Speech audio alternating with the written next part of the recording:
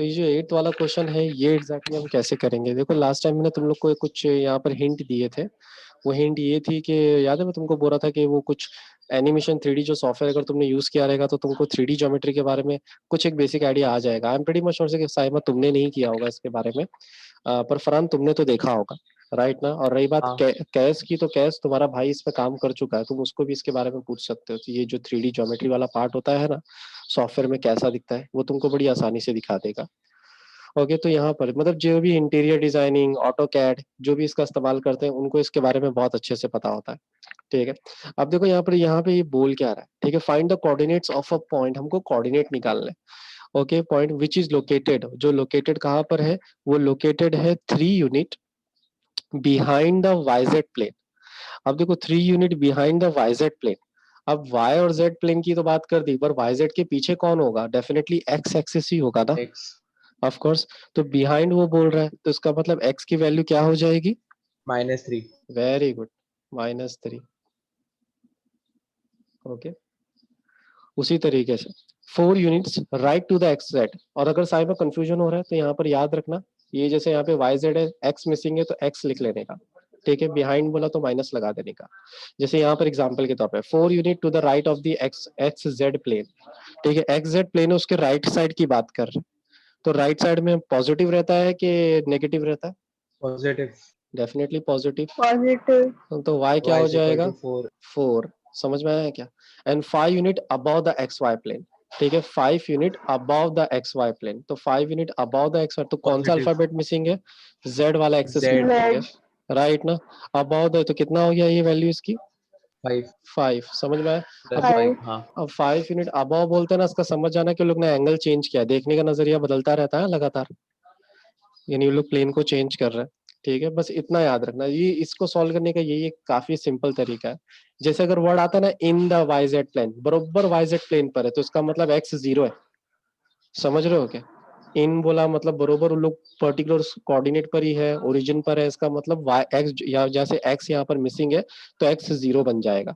समझ में आया, 1,1,0। उसी तरीके से कैपिटल बी तुम्हारा हो गया कितना, 1,0,1। और कैपिटल सी कितना हो गया, कैपिटल सी हो गया 0,1,1। समझ में आया इतना। अब उसके बाद यहाँ हाँ पर ना, अब ए बी सी यानी कि हम साइड्स की बात करते हैं, यानी तुम उसको पोजीशन वेक्टर भी बोल सकते हो। जो स्मॉल एबीसी रहता है ना वो पोजीशन वेक्टर कहलाते हैं। किसके पोजीशन वेक्टर कहलाते हैं, इन वर्टाइसेस के पोजीशन वेक्टर कहलाते हैं। तो मैं क्या बोलता हूँ कि लेट ए की वैल्यू क्या हो जाएगी, हमारा ए क्या है 1,1,0 है, राइट ना। तो हम क्या बोलेंगे 1i, ये हम हमेशा आई के फॉर्मेट में ही लिखते हैं, हमेशा आई जे के फॉर्मेट में। ये तो मैं पहले भी बता चुका हूँ ना इस बारे में, आई जे के ऊपर हाँ कैप पहले बता लगाने का। चुका। ऐसे कैप, देखो मैं कैप लगा नहीं रहा हूँ, मैं बार लगा नहीं रहा हूँ, तो इसका मतलब क्या नहीं लगाना है, ऑफकोर्स तुम लोगों को लगाना है एग्जाम में। लगाओगे तो अच्छा है, कहीं ऐसा ना हो कि एग्जामिनर का मूड खराब निकला और उसने मार्क्स काटना स्टार्ट कर दिया। तो बेटर है कि लगाते रहना। जैसे हमारे केस में ए में 1,1 दिया हुआ है, मतलब आई प्लस जे दिया हुआ है, एंड ऑफ कोर्स 0k, तो 0k को लिखने की जरूरत है, नहीं जरूरत। समझ में आया ना। हाँ अरमान तुमको समझ में आ रहा है कि नहीं, स्मॉल बी के बता सकते हो वेक्टर्स क्या क्या है अरमान। i I + k। 0j है यहाँ पर, तो हम नहीं लिखेंगे 0, सिर्फ k लिखेंगे। समझ में आया ना, ओ अरमान। हाँ सर हाँ, थोड़ा देख रहा जल्दी हूँ। बोला। अरे देख रहा हो क्या, बोलना भी चाहिए तुमको। ये अरे बताओ सर इसका मैं क्या भूले रहेगा। जाता हूँ, माइक बंद है सर, मैं बोलना चालू हो रहता और माइक चालू नहीं रहता।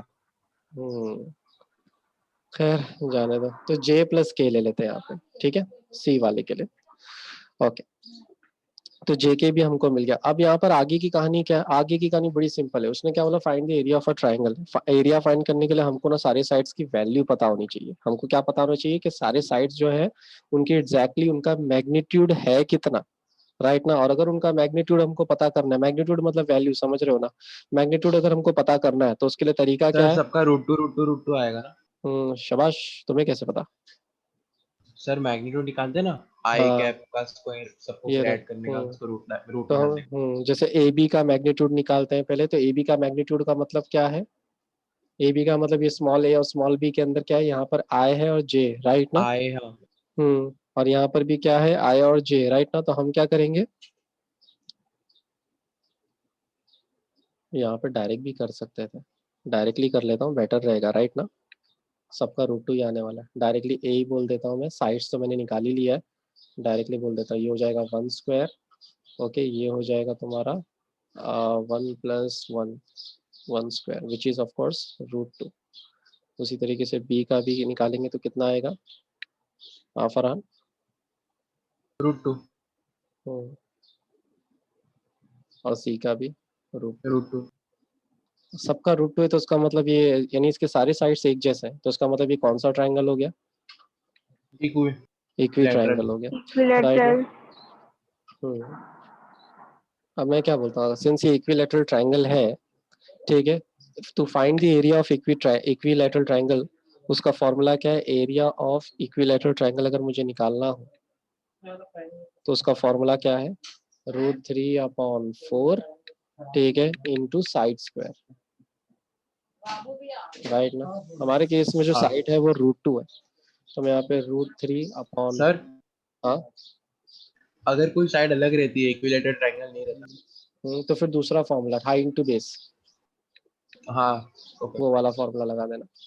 ओके, यहाँ पर इसको फर्दर सॉल्व करेंगे तो ये √2 कट जाएगा, 2 1 ज़ा 2 2 ज़ा, मैं फिर भी स्टेप कर लेता हूँ, बेटर रहेगा। ये हो जाएगा 2 2 1 ज़ा 2 2 ज़ा, यानी फाइनल आंसर आएगा √3/2 3/2 हाँ स्क्वायर यूनिट्स, ठीक है। हमने यूनिट इसलिए लगाया क्योंकि यहाँ पर ना पूछा है उसने, ना हमको पता है कि सेंटीमीटर में बात हो रही है कि मीटर्स में बात हो रही है, हमको कुछ नहीं पता। तो जब कुछ नहीं पता होता तो यूनिट्स लिख देने का, समझ में आ रहा है क्या? हाँ सर। और याद रखना एग्जाम्स में अगर यूनिट नहीं लिखते, ओके, तो ए बी का मतलब क्या हो गया? बी माइनस है, ठीक है। हमारे पास ए बी है हमारे पास ऑलरेडी, और हमारे पास ना एक ये ए बी एक तरह से दिया हुआ है ना ए बी, तुम देख सकते हो कैपिटल ए स्मॉल ए, यहाँ पर एक ही बात है, हाँ ओके। तो मैं क्या करता हूँ पता है क्या? फाइंड क्या करना है अपने को बी फाइंड करना है। तो मैं क्या करता हूँ, इस -a को अगर मैं इधर भेज दूं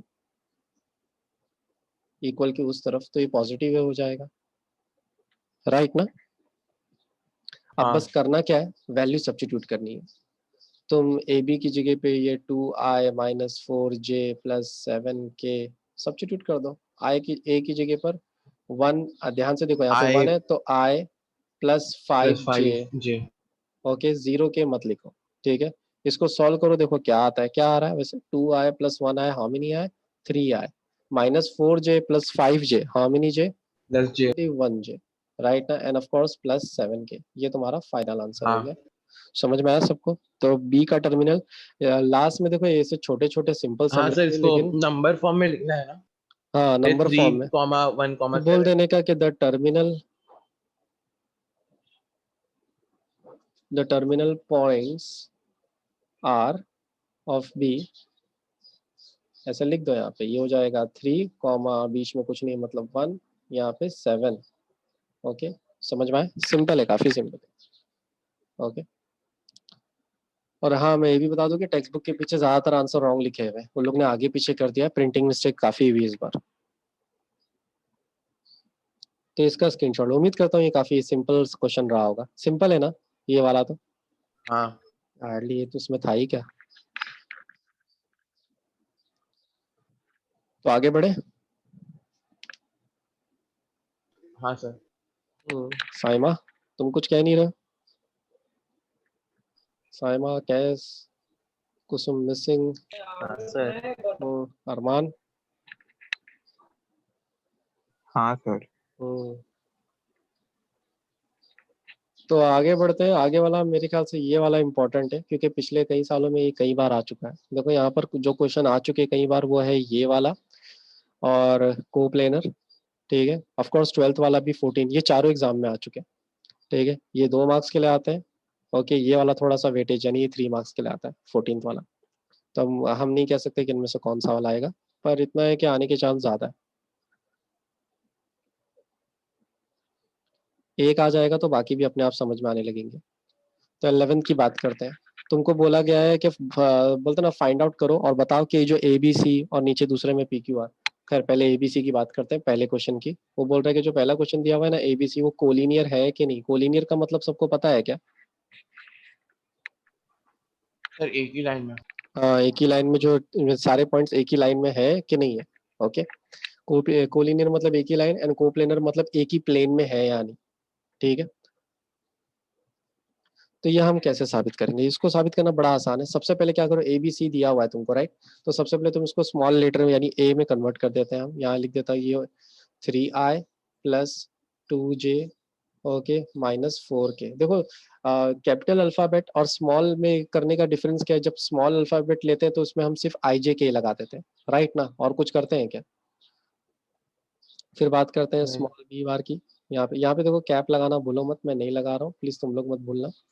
okay 9i plus 8j minus 10k। याद रखना इन क्वेश्चन में जो गलती होती है ना, बस वो एक ही गलती होती है ज्यादातर बच्चों से, वो है क्वेश्चन नंबर्स को कॉपी करने की गलती। यहाँ पे गलती की है तो आंसर रॉन्ग आ जाएगा। तो प्लीज मुझे देखते रहो, हो सकता है मुझसे ही कुछ गलती हो जाए।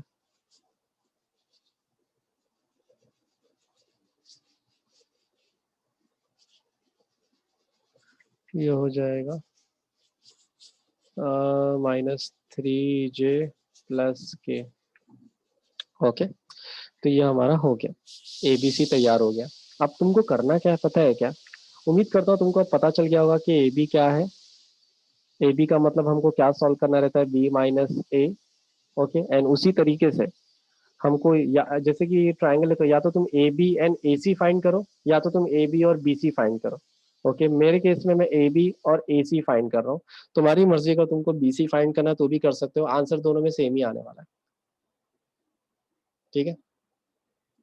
फॉर एग्जाम्पल जैसे मैंने यहाँ पर ये दो चीज लिख दी। ओके, तो एग्जैक्टली हमको करना क्या है अभी इसके अंदर, बी की जगह बी के डाल दो वेक्टर्स पोजीशन, और ए की हाँ जगह ए के, माइनस कर दो और दोनों ये। को। तो चलो करके देखते हैं और देखते हैं कि दोनों का सेम आता है कि नहीं आता है। अगर सेम आता है इसका मतलब कोलिनियर है।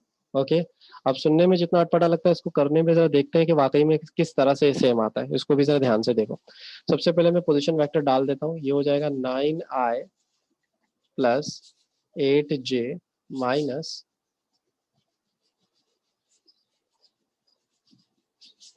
-10k। फिर यहाँ पर बीच में माइनस की निशानी है, और फिर ऐसे ब्रैकेट लगाने का, फिर a लिखो यहाँ पर 3i plus 2j minus 4k। Okay, उसी तरीके से इसके साथ भी वैसे ही करते हैं, पर इसको बाद में करते हैं, पहले इसको सॉल्व कर लेते हैं पूरी तरह से। जब ब्रैकेट हटेगा तो माइनस साइन अंदर जाएगा, राइट ना।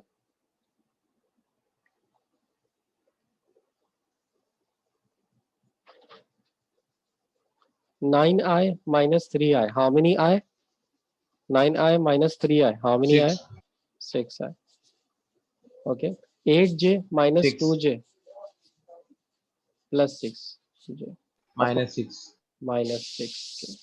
ओके, अब इसकी बात करते हैं, c की जगह पे डाल देते हैं उसके कोऑर्डिनेट, तो 2i minus 3j प्लस के, बीच में माइनस की निशानी, और यहाँ पर अगेन सेम चीज 3i plus 2j minus 4k। Okay, अब -2i माइनस 3j। अरमान समझ में आ रहा है ना ये तुमको, वो अरमान हाँ सर हाँ सिंपल लग रहा है कि मुश्किल लग रहा है बेटा। कमाते रहे सर। तो -2i minus 3i how many है, can you tell. -5 -5। Okay okay, उसी तरीके से -3j minus 2j how many j, -5 of course +1k plus 4k how many k। +5। अब एक बात सर बताओ, सेम आया है, लेकिन अगर सर उसमें 6 कॉमन निकालेंगे, इसमें 5 निकालेंगे, तो चलो तो निकाल लेते जो हैं। कॉमन निकालेगा उसको भेजेंगे काफी। तो क्या किया हमने, इस तरह से कॉमन इसमें से निकाल लिया। -5 निकलेगा। और यहाँ पे से ना -5 को कॉमन निकालते हैं, तो -5 को कॉमन निकालेंगे तो यहाँ पर क्या आएगा, i i + j - k। Plus j minus के। अब देखो ये जो दो ब्रैकेट्स है, क्या ये सेम दिख रही है, तुम नहीं फरहान, हाँ साइमा तुम बता सकते हो। हाँ सर। तुम देख सकते हो कि हाँ दोनों ब्रैकेट सेम है, राइट ना अरमान, दोनों ब्रैकेट सेम है कि नहीं। तो ये दोनों ब्रैकेट सेम आई तो समझ जाना कि ये कोलिनियर है, ठीक है। तो अगर ये कोलिनियर है तो हम क्या करते हैं, इतने से खाने में बाकी का काम कर लेते हैं। तो अगर ये कोलिनियर है ऑफ कोर्स, जो कि हमको देख के पता चला, तो करना कुछ नहीं, तुमको ए सी यहाँ पर लिखो इज इक्वल टू, हमने ए सी और A B find, A B और ए सी एक ही बात है, A B and A C find किया। और यहाँ पे लिखने का तरीका देखो ध्यान से कैसा है, यहाँ पर जो ए सी के सामने वाला टर्म है उसको इस तरह से यहाँ पर -5 अपॉन यहाँ पे जो आया उसको नीचे लिखो उसके 6, समझ में आया? इस तरह से लिखने का हैबिट डालो तो हो गया। यहाँ पर बोल देने का कि इट इज अ कोलिनियर, और उसका जो स्केलर निकल रहा है वो -5/6। इतना बोलने की भी जरूरत नहीं, तुम बस इतना बोल दोगे ना कि points A B C are collinear, तो भी काफी है। समझ में आया इतना पार्ट तुम लोगों को? हाँ वैसे तो बहुत सारे स्टेटमेंट लिखने पड़ते हैं, पर मेरे ख्याल से सिर्फ कोलिनियर लिखोगे, ख्याल से क्या, डेफिनेटली कोलिनियर लिखोगे तो भी काम हो जाएगा, क्योंकि ये सिर्फ 2 मार्क्स के लिए तो आता है। इसके बाद जो 11th का जो सेकंड है ना, वो बिल्कुल वैसा ही है, ठीक है। तो वो तुम लोग कर लेना, बाद में कर लेना, अभी हम नहीं करते, हम आगे बढ़ते हैं, ठीक है। तो इसका स्क्रीनशॉट ले लो। अगर तुमको कोलिनियर फाइंड आउट करना समझ में आ गया तो इसके बाद के क्वेश्चन को अंडरस्टैंड करने में काफी आसानी होगी। अब यहाँ से ना तुमको कुछ नए नए फॉर्मूलेस, बेसिक फॉर्मूलेस, काफी छोटे छोटे फॉर्मूलेस तुमको दिखाई देंगे, तो वो भी समझ के चल लेते हैं। पक्का ना? ये नया है हाँ शायद सर। तुम लोगों के लिए पूरी तरह से, पर एटलीस्ट ये याद रहेगा ना तुमको। कभी भी ऐसा सिर्फ 2 वेक्टर याद हाँ रखा, जब 2 वेक्टर दिए जाए, ओके, जब 2 वेक्टर दिए जाए और कोलिनियर वर्ड चिपका दिया जाए, और भले ही कोलिनियर, अगर हो सकता है कल को कुछ और लिख दिया जाए उसकी जगह, फॉर्मूला तो यही चिपकाना, B is equal to T है। अगर वेक्टर बढ़ते जाएंगे तो उसके आगे प्लस करके वो आगे और वर्जन बढ़ाते जाना। वो कैसे बढ़ाएंगे वो भी मैं बता दूंगा नेक्स्ट, उसके नेक्स्ट क्वेश्चन में। तो B is equal to T है। और मैं ये भी बता दूं कि ये एक लौता वाहिद तरीका नहीं है जिसके जरिए तुम ये सॉल्व कर सकते हो, और भी तरीके हैं। ये इसलिए बता रहा हूँ ताकि ये वाले तरीके का इस्तेमाल करोगे तो आगे के क्वेश्चन में काफी कंफर्टेबिलिटी आएगी, समझ रहे हो? तो चलो इसके अंदर करना आप कुछ नहीं है तुमको, ये बी की जगह बी का वेक्टर डाल दो और ए की जगह ए का वेक्टर डाल दो, तो देखते हैं हमारा ऐसा करने पर हमको क्या मिलता है। तो चलो करके देखते हैं। मैं क्या करता हूँ, बी की जगह बी का वेक्टर डाल देता हूँ, ये हो जाएगा 4i - 5j प्लस सर, हाँ बोलो। मैंने एक इजी तरीके से किया हुआ। मालूम है, पर मैं उसको अवॉइड करूंगा, पर एक्चुअली मैं थोड़ा सा मजबूर हूँ यहाँ पर इस तरीके को लेकर। मुझे दूसरा ठीक है। तरीका है, वो 3D ज्योमेट्री का तरीका है, पता है वो भी मुझे। हाँ, प्रोपोर्शनल लिया। पर मत लेना, उसके पीछे रीजन है क्योंकि आगे मुझे इसी फॉर्मूले के अंदर एडिशन करते जाना है। वो सिर्फ ये छोटे 2 वेक्टर में ही काम करेगा, आगे चल के अगर 3 या 4 वेक्टर हो गए तो काम नहीं करेगा। और इस बार ना तुम लोगों को जो 5th एक्सरसाइज है वो रिमूव कर दी गई है, वरना डायरेक्टली हाँ। मैट्राइसेस के तरीके से भी किए जा सकते थे ये सारे सब्स। तो इसलिए मैं अवॉइड कर रहा हूँ वो वाला तरीका, क्योंकि वो तुम लोग को रिड्यूस ही कर दिया ना सिलेबस से। तो मैं कैसा किसी भी तरह का रिस्क नहीं ले रहा हूँ। ऐसा नहीं होना चाहिए कि एग्जामिनर को ऐसा लगे कि अरे ये वाला तो निकाल दिया गया सिलेबस से, फिर भी बंदा वही चीज कर रहा है। तो समझ रहे हो क्या? तो मैं नहीं चाहता किसी का कोई ईगो हर्ट हो जाए इस केस में, टीचर का भी। तो आगे बढ़ते हैं। यहाँ पर इतना करने के बाद अब आगे क्या कर सकते हैं आगे? अरे ये भी बहुत सर ए की वैल्यू वो आएगी ना 2i - 2j। अरे हाँ हाँ हाँ, बातों बातों में मैंने वही लिख दिया। शाबाश साइमा, मतलब साइमा ध्यान दे रही है। यार मान, तुम क्यों नहीं पता ये चीज? ओ अरमान किधर चला गया? सर मेरे को आवाज ही नहीं आ रही थी, अभी अचानक से आई तुम्हारी आवाज। कसम से, और बोलता है 100 Mbps का इंटरनेट है इसका। अरे मैं नेट पे चला रहा हूँ सर, मैं अंदर वाले रूम में आया था थोड़ा देर। वो तो बाहर वाले रूम में आके चला लेना। नहीं, इधर इधर आवाज हो रही थी।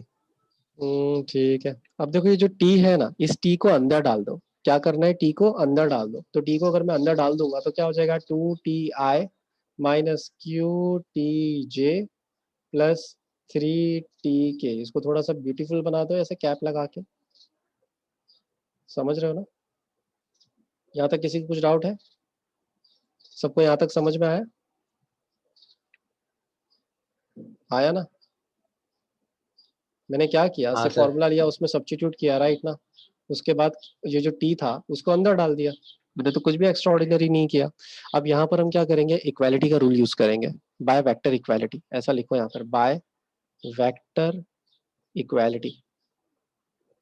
ये काफी क्वेश्चंस में तुमको, ये जो मेथड है काफी क्वेश्चंस में तुमको हेल्प करेगा। तो बाय वेक्टर इक्वालिटी का मतलब क्या होता है, आई की जोड़ी आई के साथ बना, जे की जोड़ी जे के साथ और के की जोड़ी के साथ बना। तो मतलब हम ये जोड़ी बनाएंगे तो बनाएंगे कैसे, जरा उस पर भी ध्यान देना। तो जैसे कि सबसे पहले मैं ये आई की जोड़ी आई के साथ बनाता हूँ। तो मैं देखो आई की, यहाँ पे तुम चाहो तो अपनी कंफर्टेबिलिटी के लिए ऐसे आई जे ऐसा ऊपर लिख सकते हो, पर ऐसा लिखने की जरूरत नहीं है तुमको। आई को, आई की जोड़ी आई का मतलब क्या है, इस वक्त यहाँ पर आई के साथ क्या है, यहाँ पर साइमा तुम बताओ, यहाँ पर आई आई के साथ तुमको क्या दिखाई दे रहा है, 4 4, बीच में इक्वल है। और यहाँ पे आई के साथ क्या दिखाई दे रहा है तुमको, 2 2t, 2t। राइट ना। तो ये हो गई तुम्हारी पहली जोड़ी। इसी तरह से जे की जोड़ी बनाओ। तो जे के केस में तुमको यहाँ पर क्या दिखाई दे रहा है, जे जे के साथ, -5 यस -5 -qt। Minus QT।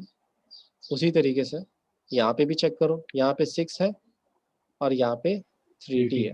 देखो हमको क्या फाइंड करना है, हमको तो Q की वैल्यू फाइंड करनी है, राइट ना। पर उसके लिए यहाँ पे t डिस्टर्ब कर रहा है। तो मैं क्या बोलता हूँ, अगर ये 2 को अगर मैं देखो यहाँ पे नीचे डाल दूं तो मुझे t की वैल्यू मिल जाएगी, राइट ना। तो t की वैल्यू कितनी आ रही है, 2, बरोबर। t हाँ की वैल्यू 2। अब इस t की वैल्यू को इस यहाँ पे सब्स्टिट्यूट करो। पहली बात तो देखो यहाँ पर ये भी माइनस माइनस माइनस कैंसिल, हाँ ओके। तो 5 इज इक्वल टू Q, यहाँ पे ब्रैकेट सर, में, हाँ बोलो। और अभी ये जो है 4 = 2t, उसमें 4/2 हुआ तो t = 2 आया, और उसके बाजू वाला 6 = 3t, उसका भी t = 2 आएगा। लेकिन ऑफ अगर कोर्स, सर कोई अगर ऐसा केस रहा जिसमें 2t आए, दोनों अलग तो इसका अलग, मतलब तो कोलिनियर नहीं है, इसका मतलब नहीं है कोलिनियर। समझ रहे हो क्या, उस केस में समझ जाने का कि अच्छा। नहीं है, पर यानी सर इनवैलिड क्वेश्चन वैल्यू है। में ऑलरेडी दिया है ना कि कोलिनियर है। हाँ, तो पहली बात तो लोग ऐसी गलती करेंगे नहीं, और अगर ऐसा कुछ होता है तो समझ जाना कि कुछ गड़बड़ है, वैल्यूज में गड़बड़ है, मतलब टी की वैल्यू रॉन्ग आ रही है। शायद तुमको ऐसा ठीक क्वेश्चन है। अनफॉर्चुनेटली नहीं है, पहले था वो क्वेश्चन, अब नहीं है। तो मान लेने का कि वो वैल्यू रहेगी नहीं, क्योंकि टी की दोनों वैल्यू सेम ही होनी चाहिए। समझ रहे हो क्या, अगर ऐसा कभी होता है तो उसका मतलब डायरेक्टली तुम डायरेक्टली लिख देना, वो भले क्वेश्चन में बोले या ना बोले, बोल देने का कोलिनियर नहीं है। समझ में आया। हाँ ओके, अब इसको सॉल्व करने की जरूरत है, बिल्कुल नहीं। तुमको तुम्हारे क्यू की वैल्यू मिल चुकी है, समझ में आया।